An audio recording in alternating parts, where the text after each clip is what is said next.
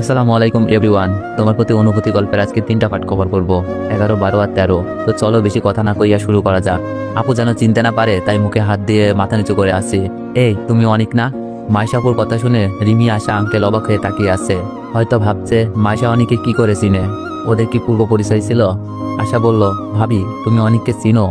চিনি তো, অনেক আগে থেকেই। মাইশাপু মনে হচ্ছে সব ফাঁস করে দিবে। আমার মনে হচ্ছে এতে করে নিজেরই ক্ষতি হতে পারে। আঙ্কেল বলল, কিভাবে চিনো অনিককে? আসলে অনিক আমার ভাবির চাচাতো ভাই। কি হয়েছে অনিক, তুমি মুখ লুকিয়ে কেন? মাইশাপু কিছু বাকি রাখলো না, ভাঙা ভাঙা গলায় বললাম, আপনি বলেন, আমি শুনতেছি। আঙ্কেল বলল, তোমার ভাবির চাচাতো ভাই, ব্যাপারটা পরিষ্কার করে বলো তো। আশা বলল, ভাবি আমার কাছেও কেমন গোলাটা লাগছে। আঙ্কেল আমি বলতেছি, প্লিজ একটু অন্য রুমে চলুন। অন্য রুমে যেতে চাইলাম কারণ আঙ্কেলকে বুঝিয়ে বলতে পারবো। আর আমার মনে হয় মাইশা আপু আমার অপবাদের কথা কিছুই জানে না, জানলে হয়তো আমার পরিচয় দিত না। মাইশা আপু বলল, কেন অনেক, এখানেই বলো। তোমার সাথে আমার প্রায় 2 বছর পর দেখা। শুনেছি বাসা থেকে কোথাও চলে গেছো, কারোর সাথে তেমন খোঁজ খবর রাখো না। আপু দেখা যেহেতু হয়েছে, কথা অবশ্যই হবে, আর বাসা থেকে চলে আসার কারণটাও বলবো। আমার মনে হয় এইরকম একটা রাতকে এইসব কথার মাধ্যমে নষ্ট না করাই ভালো। আশা বলল, অনেক এখানেই বল, ভাবির সাথে তোর কিরকম সম্পর্ক? শোন তাহলে, তোর ভাবির সাথে আমার পরিচয় প্রায় 4 বছর, সুমি আপুর বিয়ের পর থেকে। কারণ তোর ভাবি সুমি আপুর ননদ, আর আমি সুমি আপুর চাচাতো ভাই। কিছু করার নাই, সবকিছু বলাই লাগলো, নয়তো একটা মিথ্যা টানতে টানতে 1000টা মিথ্যা চলে আসতো।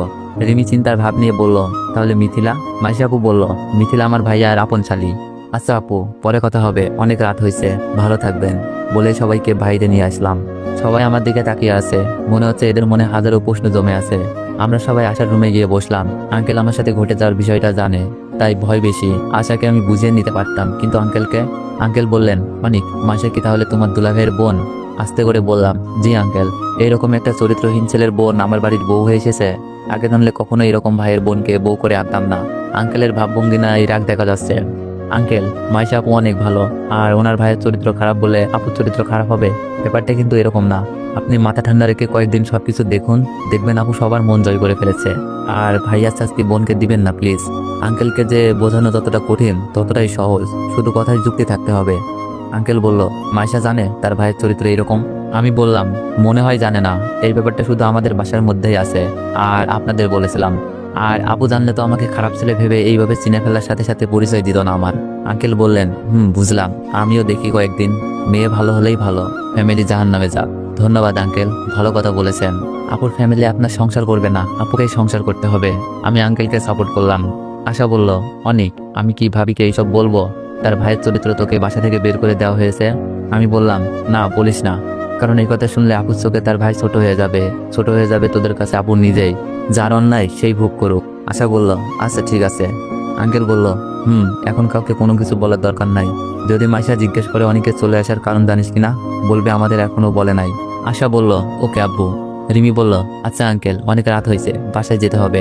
আমি বললাম, আঙ্কেল বিয়ের ভেজাল পর্যন্ত আমি আর আসছি না, আপুর ফ্যামিলির কেউ দেখলে প্রবলেম হতে পারে। আঙ্কেল বলল, আচ্ছা সাবধানে যেও। আশাদের বাসা থেকে রিমিদের বাসায় যেতে 5 মিনিটের রাস্তা, তাই হেঁটেই চলছি। রিমি বলল, অনিক তোমার বিয়ে বাড়ি থেকে চলে আসার কারণটা তাহলে এটাই ছিল? আমি বললাম, আমি ওইখানে আব্বুকে মিথিলাকে দেখতে পেয়েছিলাম, আর সুমি আপুর শ্বশুর বাড়ি তো আমি চিনতামই। রিমি বলল, আমাকে বললে না কেন? আমি বললাম, সরি মিথ্যাটা বলার জন্য, আমি চাই নাই আমার জন্য তোমাদের বিয়ে বাড়ির আনন্দটা নষ্ট হয়ে যাক। রিমি বলল, তোমার মনে হয় তোমাকে ছাড়া বিয়েতে খুব আনন্দ কাটিয়েছি? আমি বললাম, জানি না, তবে আমার কিছু করার ছিল না। এখন ভয় হচ্ছে আঙ্কেল আসে আর মাইশা আপুকে নিয়ে, ওরা ঠিকঠাক থাকলেই হয়। রিমি বলল, অনিক? আমি বললাম, বলো। রিমি বলল, আব্বুকে বলে রাখি তোমাকে ভালোবাসি। রিমি হঠাৎ এই কথা বললো কেন? আমি বললাম, আমাকে বাসা থেকে বের করার বুদ্ধি করছো নাকি? আমরা এখন অনেক ছোট আছি, হয়তো ঘটনাগুলো আমাদের অনেক বড় করে দিয়েছে। রিমি বলল, যদি আব্বু কারোর সাথে আমাকে বিয়ে ঠিক করে দেয়, যদি তোমাকে না পাই, বাঁচবো না আমি। কত ভালোবাসে মেয়েটা। আমি এখনো রিমির ভালোবাসার কোনো রেসপন্স দিই নাই, খারাপ নজরে তাকাই নাই, কারণ রিমি আমার নাও হতে পারে। সব ভালোবাসা সবসময় জয়ী হয় না, তার সাথে সমতা থাকতে হয় টাকা পয়সা, নামটাকে। আর আমার কিছুই নাই। কথাগুলো ভেবে চোখের কোণে পানি জমে গিয়েছে। আমি বললাম, এরকম কিচ্ছু হবে না, শুধু আমাকে কিছু একটা করতে দাও। আমরা বাসায় চলে আসলাম। আঙ্কেল আন্টি জেগে টিভি দেখছে, আমরাও গিয়ে বসলাম। আর আশা ভাবি, দুলাভাইয়ের বোন, সবকিছুই বললাম। আঙ্কেলও বলছে ভাইয়ের চরিত্রের কারণে বোনকে শাস্তি দেওয়া ঠিক হবে না। আঙ্কেলের সাথে কথা বলে ঘুমাতে চলে গেলাম। ফ্রেশ শুয়ে আছি, ঘুম হচ্ছে না, মাথায় শুধু একের পর এক চিন্তা ঢুকছে, মাথাটাও ব্যথা করছে। ভাবছি আমার জন্য তো অনেকের অনেক ক্ষতি হয়েছে, শুধু মানুষের ভালো করতে গিয়ে। মিথিলার দুলাভাইয়ের ভালো করতে গিয়ে নিজেকে খারাপ করলাম। ভাবির খারাপ হয়েছিল। এখন না জানি আমার কারণে মাইশা আপুর কোনো ক্ষতি হয় কিনা। আমি যদি সেখানে না যেতাম তাহলে হয়তো কেউ মাইশা আপুর ভাইয়ের চরিত্রের কথা জানতো না। এখন আশার পরিবার মাইশা আপুর সাথে ভালো হলেও মাইশা আপুর পরিবারকে ঘৃণার চোখে দেখবে, আর ঝগড়া হলে সবকিছুই ফাঁস। এইসব ভাবতে ভাবতে ঘুম হয়নি। সকালে একটু চোখটা লেগেছিল, নাস্তার জন্য রিমি ডেকে গেছে। চোখ কসলাতে কসলাতে উঠলাম, ফ্রেশ হয়ে খেতে গেলাম। খাবার খেয়ে কলেজে যাব প্ল্যান ছিল। আশা, আমি আর রিমি আশার ভাবির বাড়িতে বেড়াতে যাব ভাইয়ার সাথে, কিন্তু এখন শুধু আশাকেই যেতে হচ্ছে। রিমিকেও বলেছি, রিমিও যাবে না। রেডি হয়ে কলেজে যাচ্ছি, রিমি নাকি আজ কলেজে যাবে না, একাই যাচ্ছি। রাস্তার পাশে একটা লোককে দেখলাম পড়ে আছে। আমি লোকটির কাছে গিয়ে দেখলাম ওনার পা দিয়ে রক্ত পড়ছে, কিন্তু এই ক্ষতটা কিভাবে হলো? লোকজন এসে এসে দেখে চলে যাচ্ছে, সাহায্যের হাত বাড়িয়ে দিচ্ছে না কেউ, কারণ লোকটি ছিল পঙ্গু। ভিক্ষা করে গড়িয়ে গড়িয়ে পথে চলে, জামা কাপড়ে ময়লা, দুর্গন্ধ আছে খুব। কিন্তু মানুষ মানুষের জন্য লোকটিকে কোলে তুলে একটা রিক্সায় নিয়ে হাসপাতালে ছুটলাম। রাস্তার লোকজন তাকিয়েছিল আমার দিকে। এরকম একটা লোককে কি করে কোলে নিলাম? হাসপাতালে যাওয়ার পর ডাক্তার প্রথমে ঢুকতে মানা করছিল, কিন্তু এটা সরকারি হাসপাতাল, সবার সমান অধিকার। এইসব গরিবদের জন্য এই হাসপাতাল গড়ে তোলা। এই কথা যখন জোরে জোরে বলছিলাম, ডাক্তার চিকিৎসা না দিয়ে পারে নাই। তবে লোকটি কান্না করছিল, হয়তো ব্যথার কারণে। আমি বললাম, চাচা ব্যথা লেগেছে? না রে বাজান, কোন মা তোরে জন্ম দিছে যে আমার মতো নোংরা লোকটাকে কোলে তুলে হাসপাতালে নিয়ে আসলি? সেই মা ধন্য। চাচার কথা শুনে চোখে পানি ধরে রাখতে পারছে না। একদিন আমার মা বলেছিল, কোন পাবে তোরে পেটে ধরেছিলাম। আমি বললাম, চাচা কিভাবে এমন হলো? চাচা কাঁদতে কাঁদতে বলল, ভিক্ষা করার জন্য যখন গড়িয়ে পথ চলছিলাম, পায়ে কাজ ভাঙা ঢুকে যায়। অনেক কষ্টে বের করি, লোকজন আমার সাহায্য করতে এসে আমার ভিক্ষার টাকাগুলো নিয়ে চলে যায়। এই নাও চাচা তোমার ওষুধ, আর এই টাকাটা রাখো। পকেটে 3,000 টাকা ছিল, চিকিৎসা ফ্রিতেই। ওষুধ কিনে দিয়ে কয়েকদিন চলার মতো টাকা দিই, কারণ এইসব লোকদের ভিক্ষা ছাড়া চলার মতো অন্য কোনো উপায় নেই, আর এই অবস্থায় ভিক্ষাও করতে পারবে না। চাচার টাকাগুলো পেয়ে আমার গালে মাথায় হাত রেখে দোয়া করছে। চাচাকে তার বস্তিতে পৌঁছে দিই। কলেজ আর যাওয়া হয়নি, কাপড় নষ্ট হয়ে গেছে। গোসল করে কাপড় পরিষ্কার করে রুমে শুয়ে আছি। রিমি আসলো। রিমি বলল, আজ কলেজে যাও নাই? আমি বললাম, না, ভালো লাগছিল না। রিমি বলল, আশা এসেছিল, ভাবি তোমার সাথে নাকি দেখা করতে চাই। আমি বললাম, এখন সম্ভব না, বিয়ের ভেজালটা আগে শেষ হোক, কেউ দেখে ফেললে সমস্যা হতে পারে। রিমি বলল, আচ্ছা বলে দিব। রিমি চলে গেল। আমি ঘুমিয়ে আছি, রাতে ঘুম হয় নাই। এভাবে চলে গেল 5 দিন। আশাদের বাসায় এক মুহূর্তের জন্য যায় নাই। সন্ধ্যার দিকে রিমি এসে বলল, আশা এসেছে, সাথে আশার ভাবি। রিমির কথা শেষ না করতেই আশা, মাইশা আপু আর তাদের সাথে সুমি আপু। সুমি আপুকে কেন নিয়ে এসেছে? আমি রুমে বসে আছি, সুমি আপুকে দেখে কিছুটা ভয় পাচ্ছি। সুমি আপু কেন এখানে আসবে? আমি এখানে আছি আপু জানলেও তো আসার কথা না, কারণ আপু জানে আমি মিথিলার সাথে খারাপ কিছু করতে চেয়েছি। তাহলে আপু কেন আসলো? আর মাইশা আপুই বা কেন এখানে? আমি কাঁপা কাঁপা গলায় বললাম, আপু তুমি কেমন আছো? আপু কিছু বলছে না, ফ্যাল ফ্যাল করে তাকিয়ে আছে। আমি বললাম, আপু তুমি আমার সাথে দেখা করতে আইছো নাকি ঘটনা চক্রে দেখা? সুমি আপু বলল, মাইশা তোমরা একটু বাইরে যাও তো, অনেকের সাথে আমার কিছু একান্ত ব্যক্তিগত কথা আছে। সুমি আপুর কথা শুনে সবাই চলে গেল। আপু কি তাহলে ওই দিনের শাস্তিটা আজ দিবে? সেদিন তো আপু বাকরুদ্ধ হয়ে গিয়েছিল। আজ এতদিন পর আপু আমার সন্ধান পেয়ে হয়তো শাস্তি দিবে। আপু আমার দিকে এগিয়ে আসছে। আপুর হাতে কখনো চর খাইনি। আপু এগিয়ে আসতে দেখে ভয়ে চোখ বন্ধ করে ফেললাম।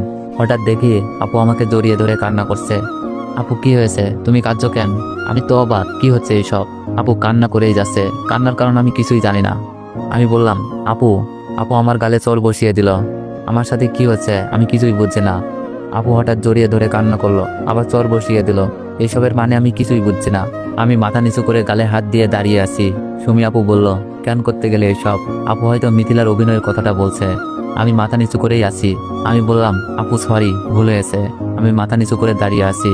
সুমি আপু বলল, কি সরি বলছিস? সরি তো আমাদের বলা উচিত। আমরা আমাদের সোনার টুকরো ভাইকে বিশ্বাস করতে পারি নাই। আপু কি বলছে তাহলে? আপু কি জানে নাকি ভালোবাসার আবেগে বলতেছে? আপু বলল, আমাদের জন্য এই বয়সে এত বড় ত্যাগ স্বীকার করলি? আমি বললাম, আপু আমি বুঝছি না আসলে তুমি কি বলতে চাচ্ছ। আপু বলল, বুঝছিস না? মিথিলার সম্মান আর আমার সংসার টেকানোর জন্য তুই বাড়ি ছাড়া হলে মিথ্যা অপবাদ নিয়ে, আর এখন কিছুই বুঝছিস না? আমার চোখ বেয়ে পানি পড়ছে। আমি বললাম, আপু তুমি এত কিছু কি করে জানলে? আশা বলেছে নাকি রিমি? আশা তো বলেছিল, কিন্তু তুই বাসা ছেড়ে চলে আসার পর মিথিলা তোর দুলাভাইকে হাসতে দেখেছি, আর তাদের কিছু কথা শুনে তখনই মনে হলো আমাদেরকে বোকা বানানো হচ্ছে। বিরতি নিয়ে অনেক খোঁজ নিলাম, কিন্তু তোর সাথে আসলে কি হয়েছে খুঁজে পাই নাই। তবে আমি তখনও বিশ্বাস করতাম তুই মিথিলার সাথে খারাপ কিছু করতে চেয়েছিলি, কিন্তু বিশ্বাসটা ছিল খুবই দুর্বল, কারণ আমি এরকম আর কিছুই দেখি নাই, শুনি নাই। তবে দীর্ঘ 1 বছর পর যখন মাইশার বিয়ে হয়, মাইশা তোকে দেখে চিনে ফেলে। মাইশা এসবের কিছুই জানতো না, শুধু জানতো তুই বাসা ছেড়ে পালিয়ে গেছিস। আপুর কথাগুলো মন দিয়ে শুনছি বসে বসে, কিন্তু আপুর চোখে পানি। মাইশা যখন শ্বশুর বাড়ি থেকে বাসায় আসে, মাইশা আমাকে ডেকে বলে, তোকে নাকি আশাদের বাসায় ডেকেছে, তুই নাকি আশার কলেজ ফ্রেন্ড। আমি প্রথমে আশার সাথে অনেক রাগ দেখাই, বলি এমন বাজে ছেলের সাথে বন্ধুত্ব না রাখতে।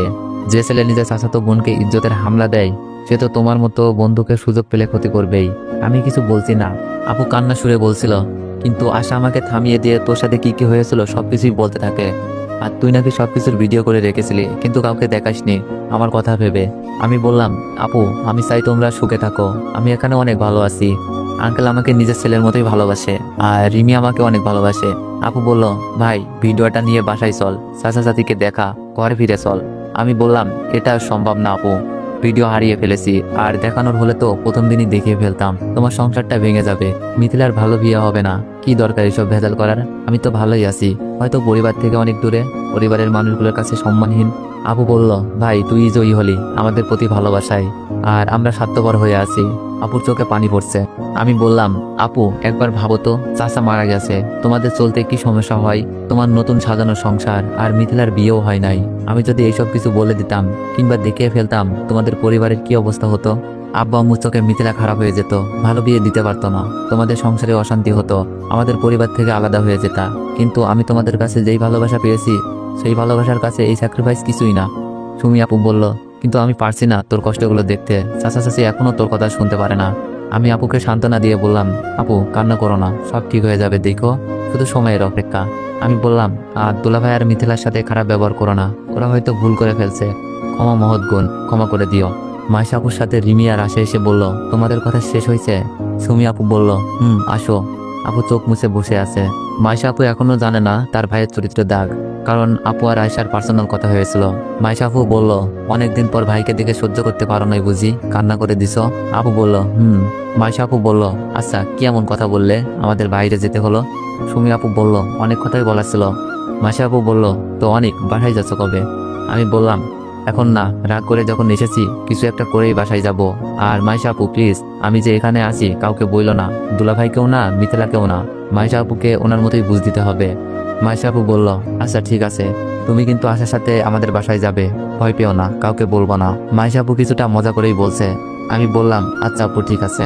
সুমি আপু অশ্রুসিক্ত নয়নে বলল, আচ্ছা ভাই রাত হয়ে যাচ্ছে, আমরা তাহলে আজ যাই? ছোট করে বললাম, থেকে যাওয়ার কথা বলার মতো সাহস আমার নেই। রিমি বলল, কি বলো, খাবার রেডি করে ফেলছি, খেয়ে যাবেন। রিমির কথা শুনে আমি অনেক খুশি হলাম, আপুদের খালি মুখে যেতে হবে না। সুমি আপু বলল, আরে না, এমনিতেই অনেক সময় হয়ে গেছে। রিমি বলল, কারো কোনো কথা শুনছি না, চলেন সবাই। আশা, সুমি আপু, মাইশা আপু খাবার শেষ করে চলে গেল। ভাবছি এখন হয়তো আপু মিথিলাকে দেখতে পারবে না দুলাভাইকে দেখতে। কেন যে আশা বলতে গেল, আশাকে কাল কলেজেই ধরবো। পরের দিন কলেজে আশার সাথে দেখা হতেই আমি বললাম, আশা তুমি কাজটা ঠিক করো নাই, আপুকে কেন এসব বলছো? আশা বলল, আপু তোমার নামে উল্টাপাল্টা কথা বলছিল তাই। আমি বললাম, বলতো, এখন তো আপুর চোখে নিজের স্বামী আর আদরের বোন খারাপ হয়ে গেল। আশা রাগী কণ্ঠে বলল, তোমাকে নিয়ে এত খারাপ ধারণা ছিল তাতে কোনো সমস্যা নাই, এখন স্বামী আর বোন খারাপ হয়ে যাবে সেই চিন্তা করছো। আমাদের হাতে যদি প্রমাণ থাকতো, তোমার আশা না করেই সবকিছু পরিষ্কার করে দিতাম। আমি বললাম, আশা শোনো, সবকিছুতে জয়ী হতে হয় না, কিছু থেকে অসামান্য প্রশান্তি পাওয়া যায়। আমি সেই আনন্দ, সেই প্রশান্তি খুঁজে পাচ্ছি, ভুগে নয়, ত্যাগেই শান্তি। আশা বলল, অবশ্য ঠিক আছে, কিন্তু তোমার মতো তো কেউ এমন ত্যাগ করবে না, অন্য কেউ হলে হয়তো করতেও না। আমি বললাম, এই পৃথিবীতে অনেক মন মানব আছে যারা মানুষের ভালোর জন্য নিজের জীবন ত্যাগ করে দিয়েছে, আমি তো সামান্য একটা ত্যাগ করেছি। আশা বলল, বুঝেছি, তোমার সাথে কথাই পারবো না, ক্লাস করবা না, চলো। আশা কথা না বলে ক্লাস করতে চলে গেল। রিমি আজও কলেজে আসে নাই। ক্লাস শেষ করে বাসায় চলে গেলাম। তারপর ফ্রেশ হয়ে আঙ্কেলের অফিসে একটা বড় ভাই আছে, রাতুল বলে নাম, তবে আমাকে অনেক ভালোবাসে। কোনো কাজে আটকে গেলে রাতুল ভাই দেখিয়ে দেয়। কাজের ফাঁক পেয়ে রাতুল ভাইয়ের কাছে ছুটলাম। রাতুল ভাই আমাদের অফিসের এক বড় অপুকে ভালোবাসে, কিন্তু বলতে পারে না। রাতুল ভাই একটু চাপা স্বভাবের, লাজুক টাইপের ছেলে। ভাইয়ার সাথে কথা বললেই মনে আনন্দ লাগে, তাই প্রতিদিন সুযোগ পেলেই চলে যায় ভাইয়ার কাছে। রাতুল ভাই ফ্রি হলেও আমার কাছে চলে আসে। আমি বললাম, ভাইয়া কি করছেন? রাতুল ভাইয়া কাগজে কি যেন লিখছে। রাতুল ভাই, আরে অনেক, আসো বসো। কি করছেন? আজ নীলাকে প্রপোজ করব। রাতুল ভাইয়ের কথা শুনে আমি তো অবাক, যেই ভাই নীলাপুর সামনে দাঁড়াতে পারে নাই, উনি নাকি প্রপোজ করবে, কেমনে সম্ভব? মজা করে বললাম, ভাইয়া সবকিছু ঠিকঠাক আছে তো? রাতুল ভাই বলল, দেখ লেখাটা কেমন হচ্ছে। আমি বললাম, চরম, এটা পড়ার পর নীলাপু আপনার লেখার প্রেমে পড়ে যাবেন নিশ্চিত। খুশিতে বলল, সত্যি? রাজি হলে যা খেতে চাইবি সব পাবি। লেখা তো শেষ, কখন দিবা? ওই যে আপু ফ্রি মনে হচ্ছে, যাও এখনই দিয়ে আসো। নীলা আপু রাতুল ভাইয়ের সামনের টেবিলে বসে। রাতুল ভাই বলল, ওকে যা দিয়ে আয় তুই। রাতুল ভাইয়ের কথা শুনে মাথায় কি যেন পড়লো। আমি বললাম, কেন? আমি কেন? তোমার প্রেমিকা, তুমি দিয়ে আসো। রাতুল ভাই বললেন, আমি কি করে দিব? আমার তো লজ্জা করে। আর তুই ছোট আছিস, সমস্যা কি?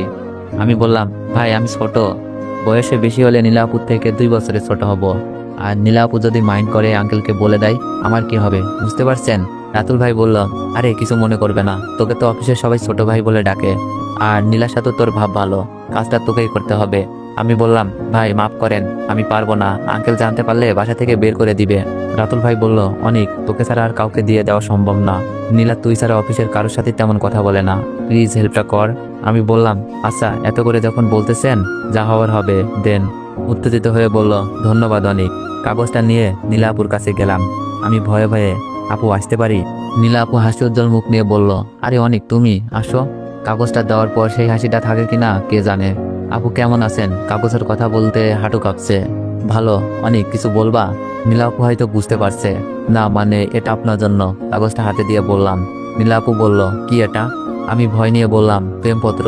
হ্যাঁ অথবা না বলবেন, দয়া করে আঙ্কেলকে বলবেন না প্লিজ। আঙ্কেল জানতে পারলে অফিস থেকে প্লাস বাসা থেকে বের করে দিবে। নীলা আপু চিন্তার ভাব নিয়ে বলল, তুমি আমাকে প্রেমপত্র দিচ্ছ? না মানে আমি কিছু বলতে পারি নাই। দাঁড়াও, কথা পরে বলো, আগে পড়ে দেখি কি লিখছো। নীলা, আমি আপনাকে অনেক ভালোবাসি, কিন্তু লজ্জার কারণে বলতে পারছি না।